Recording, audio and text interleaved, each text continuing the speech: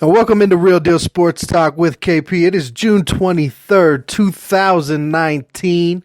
Hope everybody's weekend is going well, getting ready for the work week that comes tomorrow. Not a lot of sports going on right now. We're limited to this part of the year being Major League Baseball. We got the Women's World Cup. There was a couple matches today there. The USA, they play Spain tomorrow to see if they can advance to the semifinals in the Women's World Cup. So check that out tomorrow. We have different baseball games going around, but there's a lot of those. You can only watch so much baseball, let's be honest. Even the baseball enthusiasts will tell you there's only so much baseball you can watch. Outside of that, there's not a lot going on. You got a WWE event going on tonight. Some drafts this week, the NHL draft, the NBA draft, the NBA offseason kind of hitting full swing now, getting going, starting with the draft. Now you got free agency knocking on the door.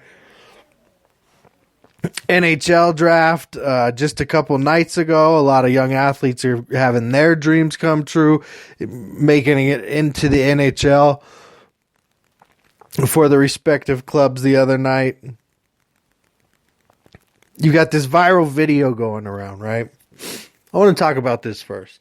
This viral video going around to these parents in Lakewood. And we've talked about this before. We've talked about it on the show before. I've told you how I feel about it before.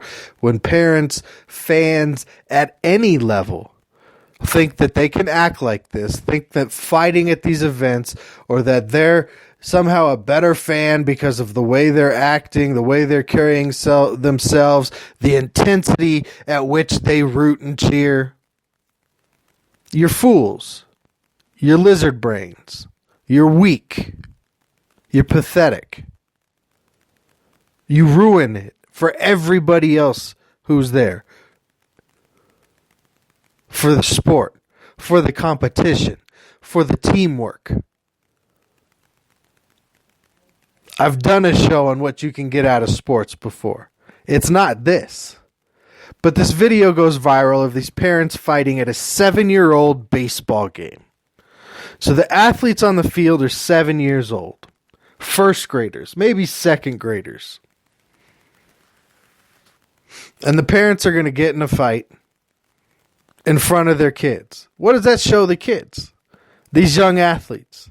If you disagree with the call, get pissed off and throw some hands.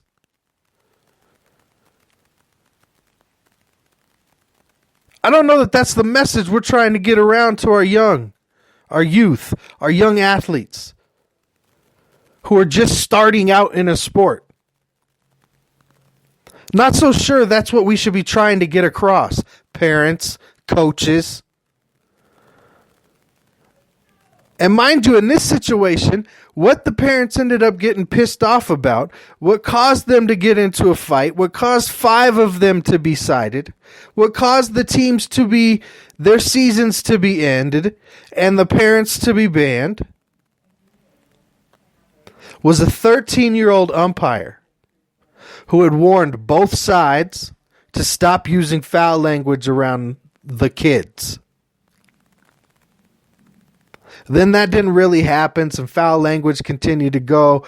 They wanted the umpire to kick people out of the game. That didn't happen. Hands got thrown. Now they're viral for looking like a bunch of idiots at their kids, period. That's my line on it. I don't want you in the stands. If I go to an event, I don't want to be interrupted by you acceptable or said, oh, they're just being intense and they're just into it. No, that's making an excuse for bad behavior. You can be a top athlete. You can be intense. You can be focused. You can be hard. You can scream. You can yell. You can do all kinds of stuff without acting like that. And it's the wrong message in athletics, in sports, from fans, from players, for that to be what's out there. I heard, this is going to be, it was called, we're going all Lakewood. Going all Lakewood. What a stupid thing to say. Unfortunately, this happens far too often. Yes, it's now a viral video. Do I need to pick up a bat to protect myself? Should I run to the outfield? Where is safety? They should have been out there having fun, cheering on their friends, rooting for their teammates, getting exercise, building team camaraderie, learning how to lose, learning how to win, developing their skills, but ultimately having fun, not dealing with their parents being idiots, morons. Good job, Mom and Dad. Good job, those 5 of you that were cited. Good job not being able to not cuss at your 7-year-old's baseball game.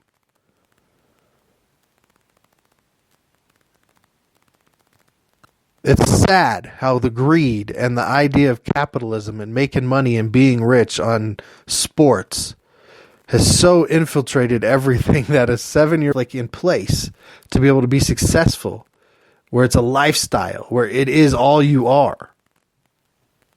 And they fizzle out, no matter how great of an athlete. So let's stop the narrative of somehow this behavior is okay if you're going pro or if it's for money. Let's stop acting this way at our kids' games.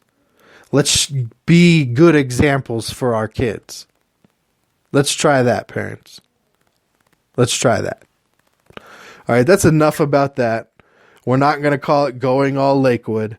We're going to call it something that just shouldn't be happening, period. Another thing that probably shouldn't be happening is my top 5 and bottom 5 position groups in the NFL.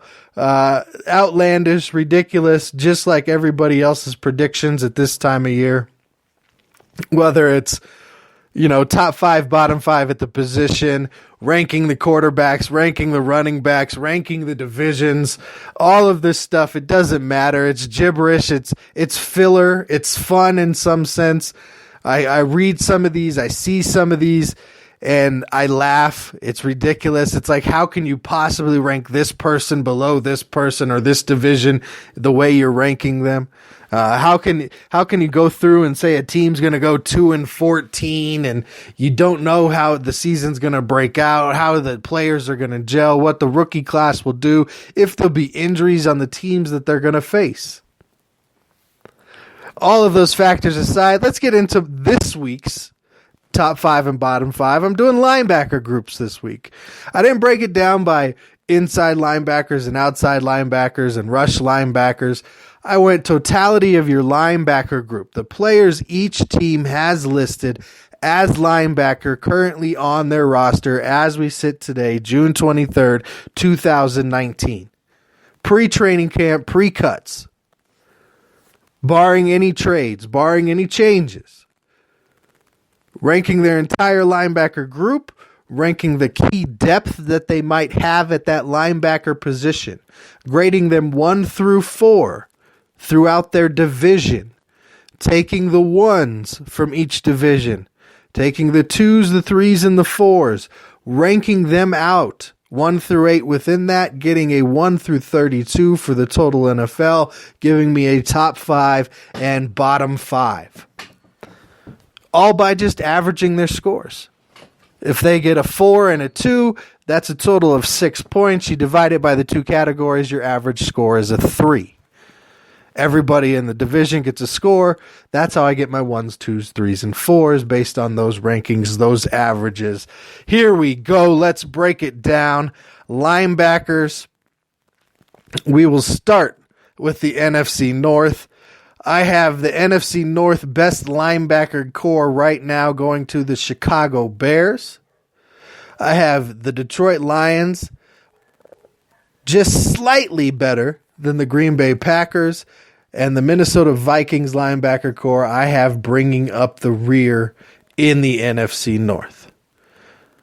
Jacksonville, followed by Houston, followed by Indianapolis, with Tennessee bringing up the rear. That was kind of a tough division, honestly. That one I struggled with. A lot of the scores are pretty close. Especially after Jacksonville, the Houston, Indianapolis, and Tennessee, I really could have argued all 3 of those teams really anyway in that division. AFC East, I have New England, the Jets, Buffalo, And then Miami bringing up the rear in both categories so far, defensive line and linebackers.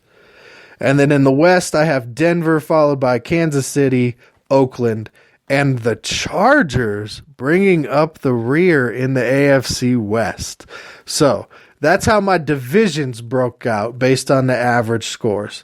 So in my ones group, pull all the teams that got first place in their division on the field. But looking at the paper, this is where I got them off their averages.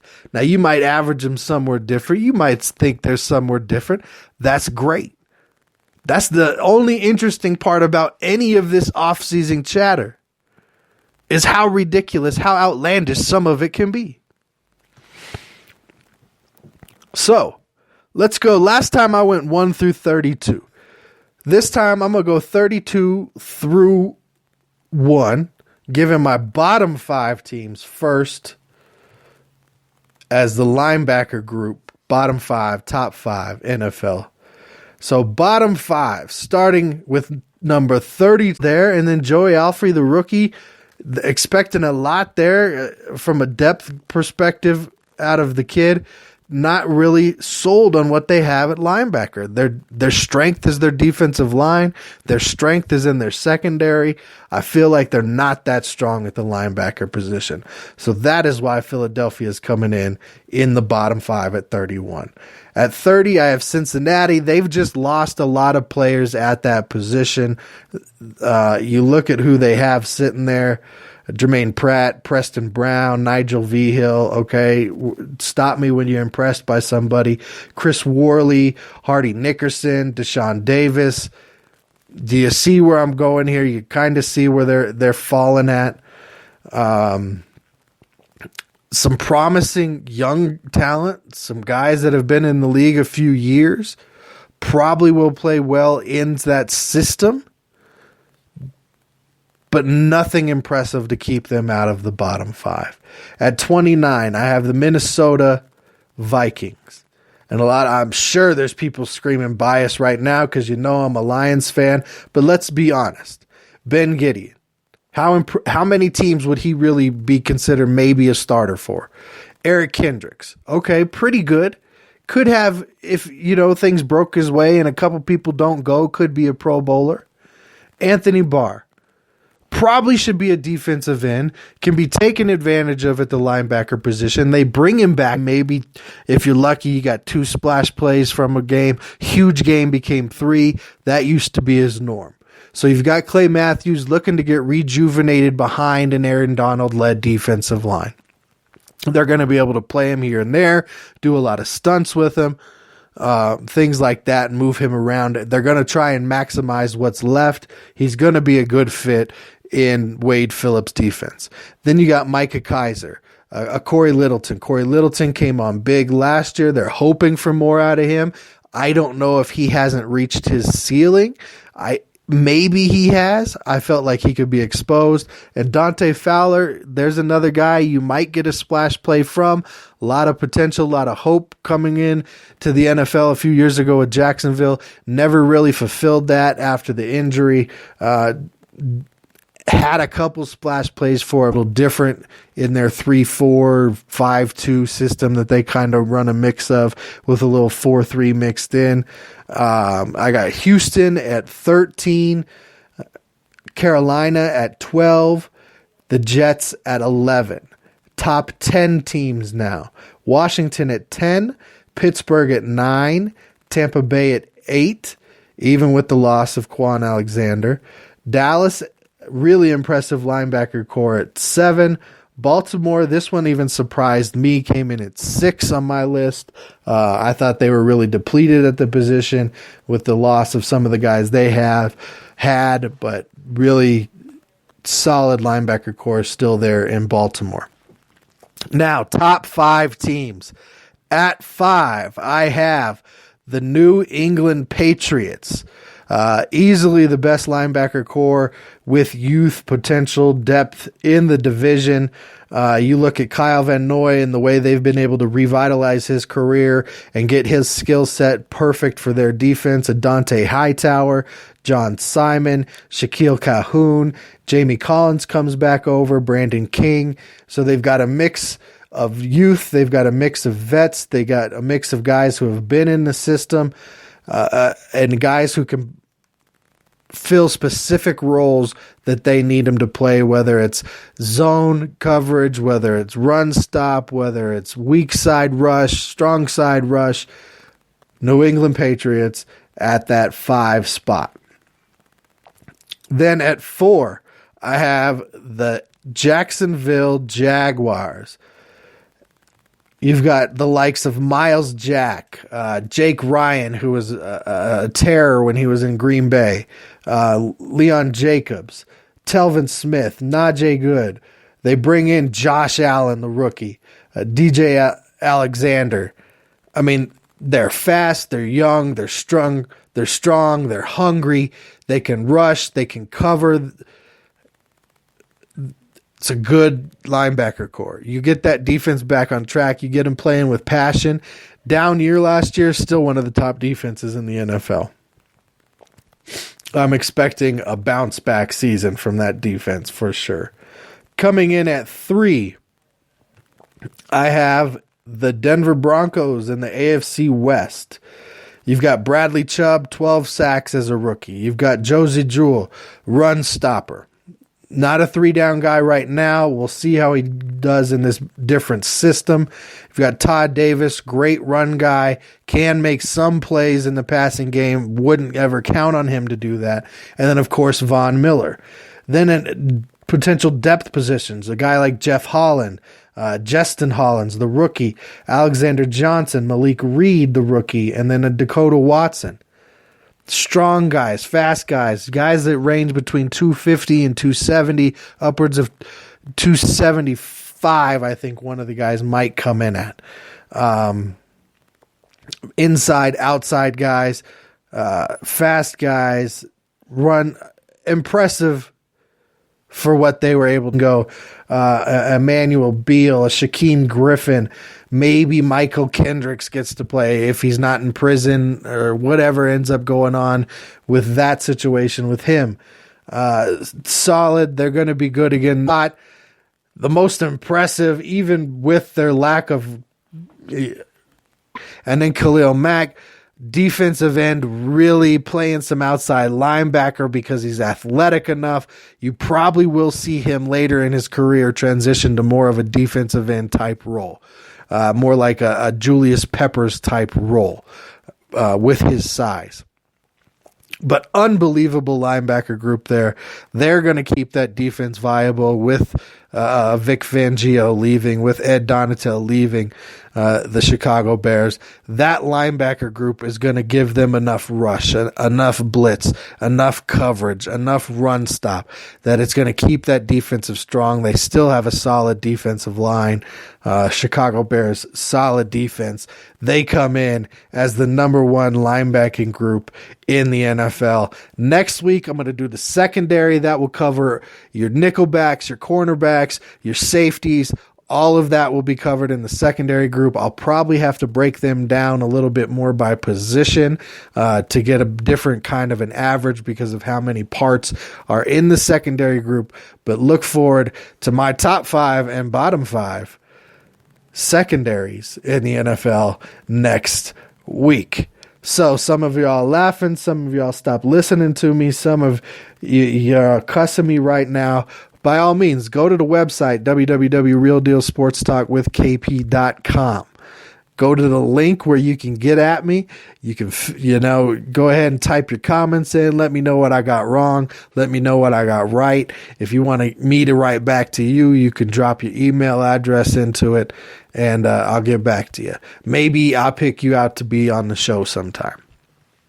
But moving on. 2 drafts this week. You had the NBA draft. You had the NHL draft. Not much of a hockey guy. I couldn't tell you much about any of the prospects, but I'm happy for all of the young athletes that saw their dreams fulfilled on Thursday night and got drafted, heard their name called, and will be part of an NHL club moving forward. The NBA draft took place. Bastons at 15 took Sakeo Doumbouya. Now, there's only 2 rounds. There was a lot more players picked in the NBA draft, honestly. But Zion was the big thing. And the even bigger thing to me is the NBA offseason. The trades that are going to happen, the free agency that's getting ready to kick off. It's the most interesting free agency because you're going to have the most big names signing the biggest deals, maybe making the most team changes as well. Zion's been in the league for a cup of coffee. He's already being sued by the former company he was represented by for $100 million for a breach of contract. He's also currently suing them because of stipulations in the contract that were unfair in North Carolina, blah, blah, blah, blah, blah. Ridiculous how that's going. Nuggets apparently got the steal of the draft by getting Ball in the second round, I think at the 44th or 45th pick. They didn't have a pick in this draft, so to be able to pick up the pick and be considered to maybe have gotten a steal, that's pretty good. Not sure why they needed another 7-footer who can step out and shoot the 3. I think they're trying to out height everybody because now you've got Jokic, who 7-footer can step out and shoot the 3. Respectively, Michael Porter Jr. is basically a 7-footer, 6'10" guy who can step out and shoot the 3. And now Ball, who can also at 7 foot plus step out and shoot the 3. Maybe they're trying to change the game up. Maybe they're trying to go Monstar on everybody. I don't know. It's an interesting pick. They could slow play it. They could just let him ride the bench, do the Gatorade League with him and develop him a little bit. We'll have to see what their plan is there and whether he actually becomes a steal for the Nuggets or not. Taco Fall, he fell out of the draft. The Celtics do sign him to a 1-year deal, the 7'7" center out of South Florida. I can't wait for free agency to start. You've already got some offseason moves being made. Anthony Davis was traded to L.A. They have to do something else. It can't just be Anthony Davis. There's been rumors about interest in Brook Lopez, Kawhi Leonard, Kyrie, Kemba, bringing D'Angelo Russell back, which I do not see happening. Even though he was able to flourish there in Brooklyn, I do not see him coming back to the Lakers. I don't think that would be a good fit. I don't think he'd be a good fit with LeBron. I don't think he would be a good fit with Anthony Davis and what they're trying to do there. I think the best fit out of all those names would be a Kemba Walker, would be a Danny Green or a Trevor Ariza type guy. Brook Lopez, I could see. Kawhi, that's fantasy dreaming. I think if that happens, that's just amazing, and it's gonna be interesting who they can put around those 3 players.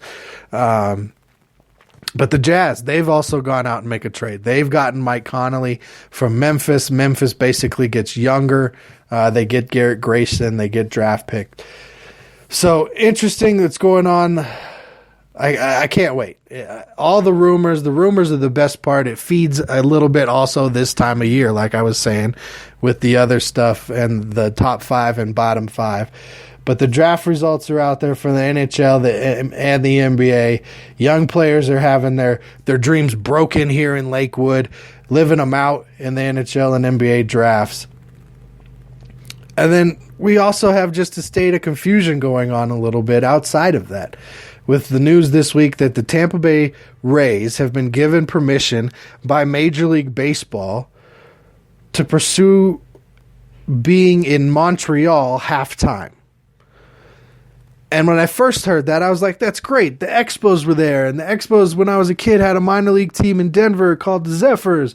And even though it kind of went south and they moved to Washington and became the Nationals, it'd be cool for Montreal to have a team back because, if it's on everybody's mind that the Raptors just won the NBA Finals. And the Blue Jays, they're not doing that great early in Toronto. They're not winning a lot of games. The fans aren't showing up in record numbers and filling the seats. And it did fall apart in Montreal. And who would be the fan base? And who do you root for? What would the team? Do you blend the name somehow? a lot of travel, and then the players' families, and are they flying back and forth? And then you're really kind of on the road all the time, and you don't have a true home. And it makes it all like road.